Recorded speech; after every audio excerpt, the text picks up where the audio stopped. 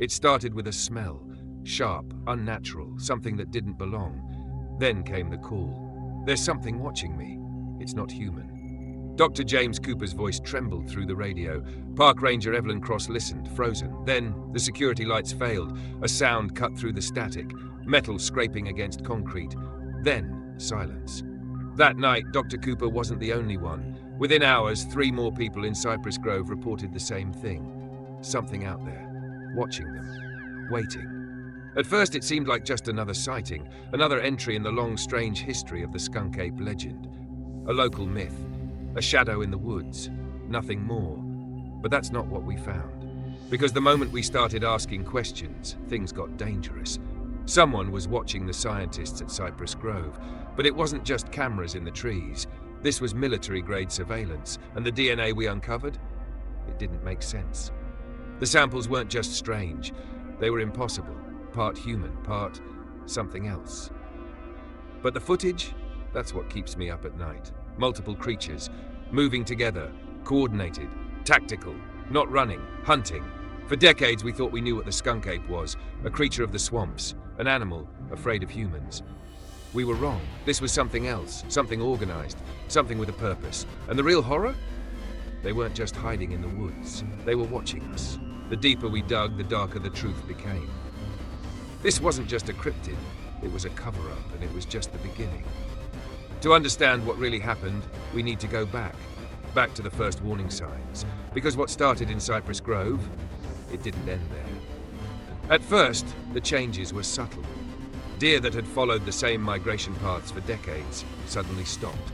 Birds in the middle of breeding season abandoned their nests overnight. Something was wrong in Cypress Grove. Dr. James Cooper had spent years studying wildlife behavior. He had seen seasonal shifts, climate-driven migrations, even the effects of human encroachment. But nothing like this. It was as if the entire ecosystem had sensed something it wanted to escape. Then came the genetic anomalies. Dr. Cooper's team collected samples from local species, fur, feathers, even discarded snake skins. When they analyzed the DNA, they found mutations that shouldn't exist. At first, they thought it was contamination. But then, they found a match.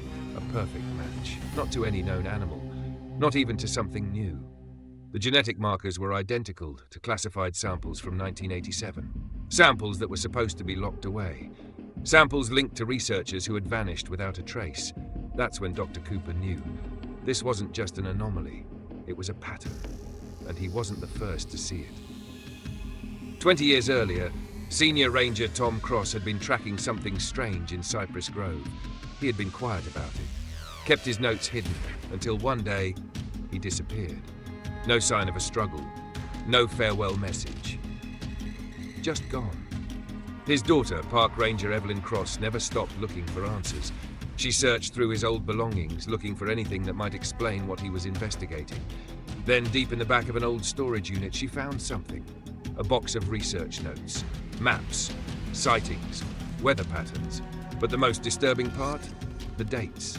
They formed a cycle, a repeating pattern spanning decades, all leading back to Cypress Grove. Cross wasn't the only one who noticed. A local teacher, Amy Rodriguez, had spent years collecting reports from her students, kids claiming they had seen something in the woods.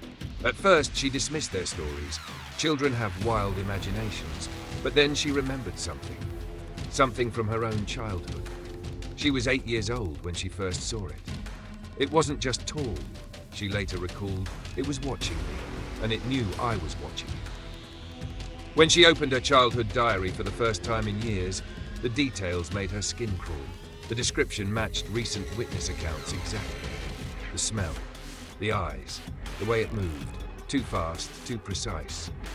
Amy Rodriguez was no longer sure if she had imagined it, or if something had been watching her for all these years. Then came the biggest revelation.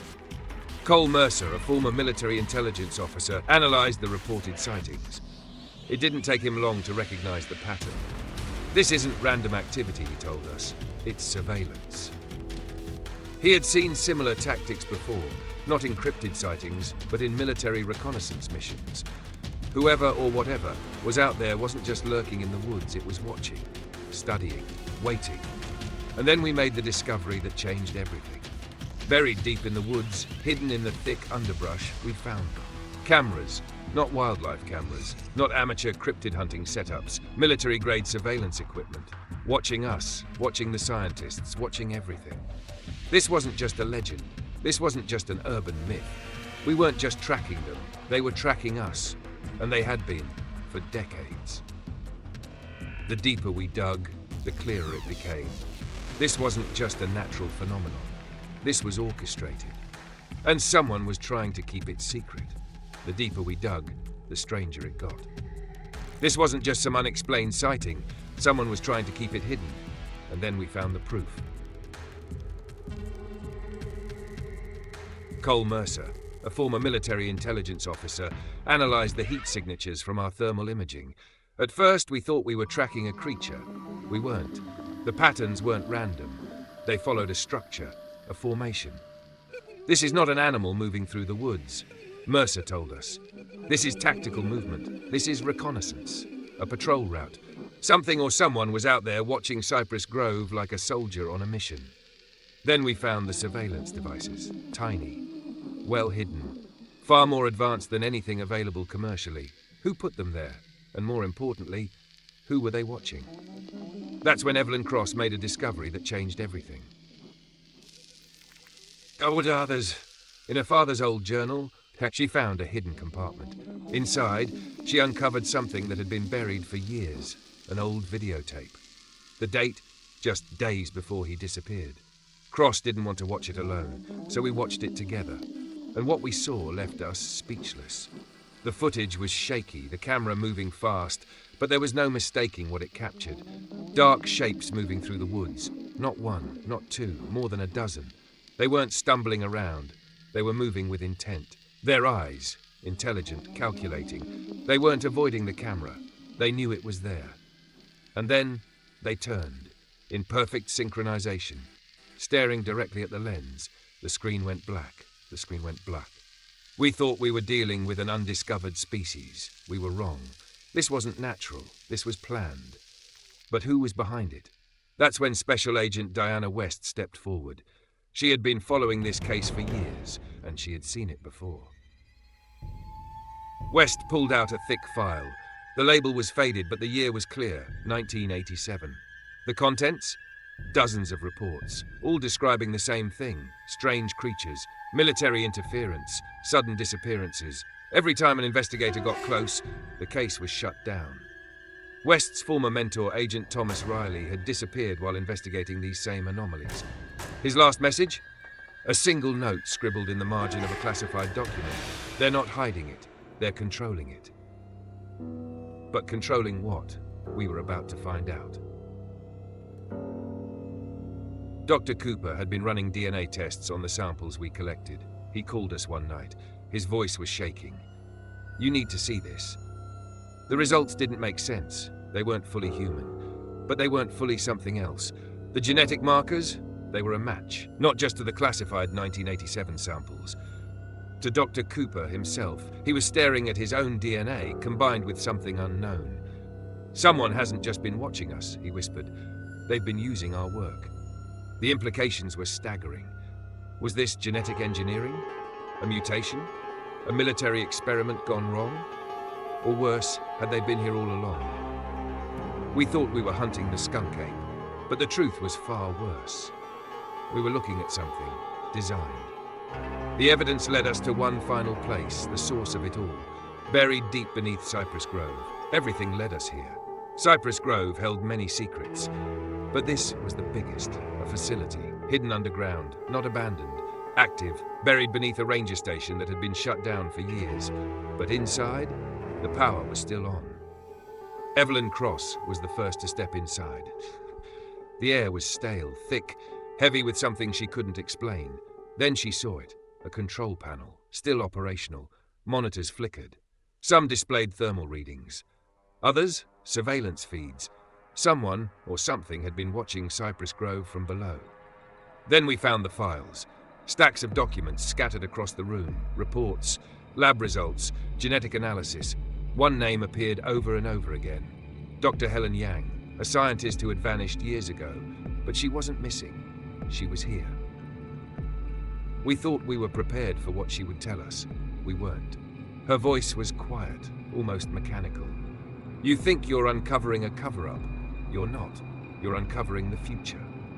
Dr. Yang had been part of this program since its early days. She thought they were helping humanity evolve. We weren't trying to create monsters, she explained. We were trying to build something better, stronger, smarter. The skunk ape, it was never the goal. It was a distraction. The real experiments were happening in humans. Yang showed us the test subjects. Not on paper, not in theory, on video. The footage was dated 1987. At first it looked like a standard military training exercise. Figures moving through the woods, precise, coordinated. Then we saw their eyes. Not quite human. Not quite anything else. Yang paused the footage. This was the first generation. She clicked forward. Another set of footage, this time 1994. The movements were sharper, more controlled, the bodies more human-like. But the eyes? Still wrong. Click. 2003. They were no longer hiding in the shadows. They were blending in. Click. 2017. The timestamp showed a crowded city street. The figures moved among ordinary people, undetected, unstoppable. Yang turned to us. This isn't an experiment anymore. It's a population shift. And then she told us something even worse. The genetic modifications didn't stop in the lab. They were passed down, generation after generation. The program had been running for decades. And the test subjects? They weren't locked away. They weren't controlled. They were out there, living among us. Some of them didn't even know what they were. But the real horror? The government wasn't hiding them. They were releasing them, on purpose. Yang hesitated. Then she whispered something none of us wanted to hear. They're not trying to contain it. They're letting it spread. We weren't just uncovering a conspiracy. We were uncovering the future of the human race, and it had already begun.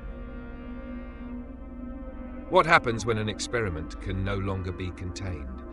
When it's not just in the lab, but walking among us? It was already too late. The genetic changes weren't just spreading, they were accelerating. Dr. Cooper sat in his lab, staring at the results, one test after another. The same mutation, the same impossible markers, first in the wildlife, then in the missing researchers, then in himself. He wasn't an outsider investigating this. He was part of it, and he wasn't alone. Reports started flooding in, strange injuries healing overnight. A young girl in town suddenly able to see in complete darkness. A man in his 60s lifting twice his weight with ease. None of them had ever been tested. None of them had ever been inside that facility, but somehow it was in them. The modifications had gone beyond the lab, beyond controlled test subjects. They had entered the population, naturally, silently, generation after generation, until no one could tell the difference. Until the next step in human evolution wasn't coming. It had already arrived. We searched for answers. We went back through the documents, the surveillance, the interviews. One thing was clear. The government knew. They had always known. But they weren't trying to stop it. They were documenting it, studying how it spread, tracking who was changing and who wasn't. The new generation wasn't just different. They were smarter, stronger, faster. And maybe, just maybe, they were never meant to be human at all. The final document we uncovered confirmed our worst fears.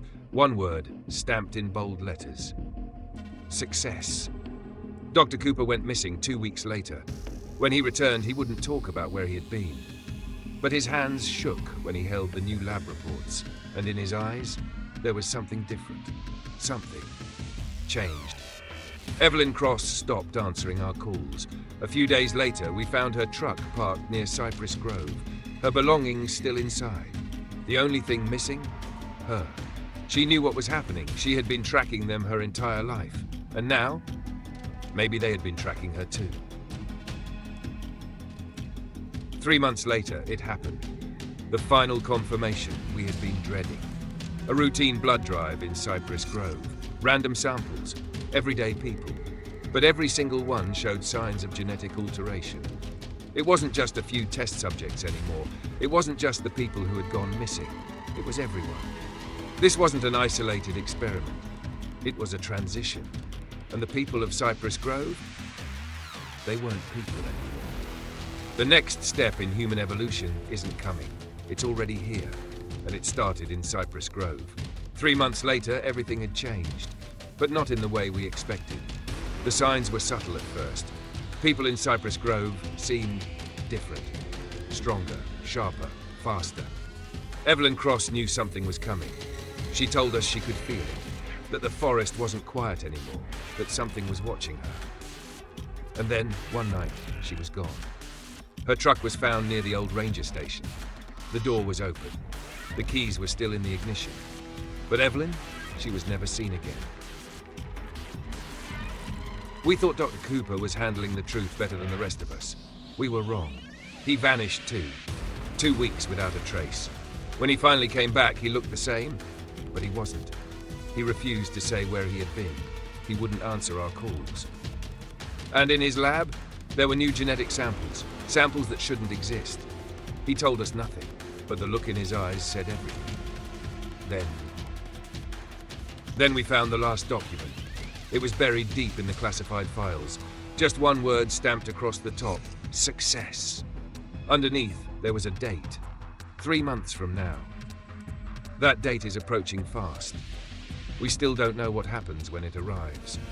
But the people of Cypress Grove, they aren't afraid anymore. They aren't hiding. They're waiting. If you think this is just another cryptid story, think again. Because if what we found is true, the next time you look in the mirror, you might not recognize what's looking back.